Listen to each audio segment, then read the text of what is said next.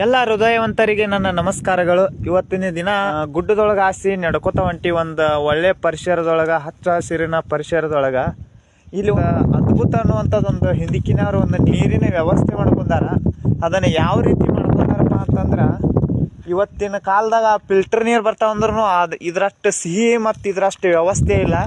ಅಷ್ಟೊಂದು ಒಂದು ನೆಲಗಾವಲಿ ಮಾಡಿ ಎಷ್ಟು ಒಂದು ಒಳ್ಳೆ ರೀತಿಯೊಳಗೆ ಮಾಡ್ಯಾರಪ್ಪ ಅಂದ್ರೆ ಬರೀ ತೋರಿಸ್ತೀನಿ ನಿಮಗೆ ಎಷ್ಟೊಂದು ಅದ. ಈಗೆಲ್ಲ ಇಲ್ಲಿ ಹಾಸು ಪಡಿ ಐತ್ರಿ, ಇದೆಲ್ಲ ನೀರು ಇಲ್ಲಿ ಮಳೆಯಾಗಿ ಹರಿದು ಹೋಗಿ ಇಲ್ಲಿ ಒಂದು ಕಲ್ಲಿನೊಳಗೆ ಕಾವಲಿ ಮಾಡ್ಕೊಂಡಾರೆ ಹಿಂದಿಕ್ಕಿನವ್ರು ಹಿರಿಯರು. ಅವಾಗ ಯಾಕಂದ್ರೆ ಬೋರ್ ಇರ್ತಿದ್ದಿಲ್ಲ, ನೀರಿನ ವ್ಯವಸ್ಥೆ ಇರ್ತಿದ್ದಿಲ್ಲ. ಹಿಂಗಾಗಿ ಇಲ್ಲಿ ನೋಡ್ಬೋದು ನೀವು, ಈ ರೀತಿ ನೀರಿನ ಕಾವಲಿ ಮಾಡ್ಕೊಂಡು ಇಲ್ಲೆಲ್ಲ ಅದ ಕಾವಲಿನ ತೊಗೊಂಡು ಹೋಗ್ಯಾರ. ಎಷ್ಟು ಚಂದ ಮಾಡ್ಯಾರಪ್ಪ ಅಂದ್ರೆ, ಇದು ಪೋಣೆ ನಿಮ್ಗೆ ಎಷ್ಟು ಚಂದ ಕಾಣ್ತೈತೆ ಗೊತ್ತಿಲ್ಲ. ರಿಯಲ್ ಇಂಥದ್ದು ನೋಡಿದೀವಪ್ಪ ಅಂದ್ರೆ ನಿಜಕ್ಕೂ ಇಂಥ ಒಂದು ಅನುಭವ ಎಲ್ಲಿ ಆಗಂಗಿಲ್ಲ ಅಂತ ಹೇಳ್ತೀನಿ.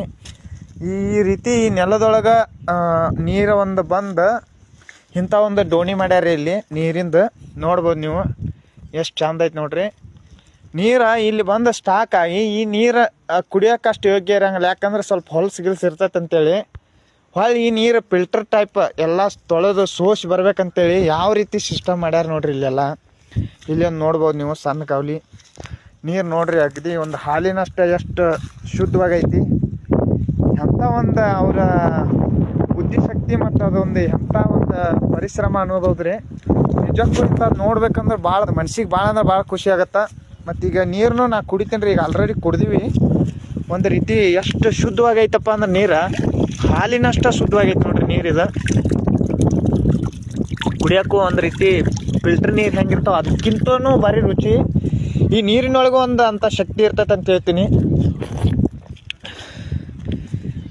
ನೋಡ್ಬೋದು ನೀವು ಎಷ್ಟೊಂದು ಪ್ರಕೃತಿ ವಿಸ್ಮಯ, ಎಷ್ಟೊಂದು ಚಂದ ಐತೆ ನೋಡ್ರಿ ಇದು.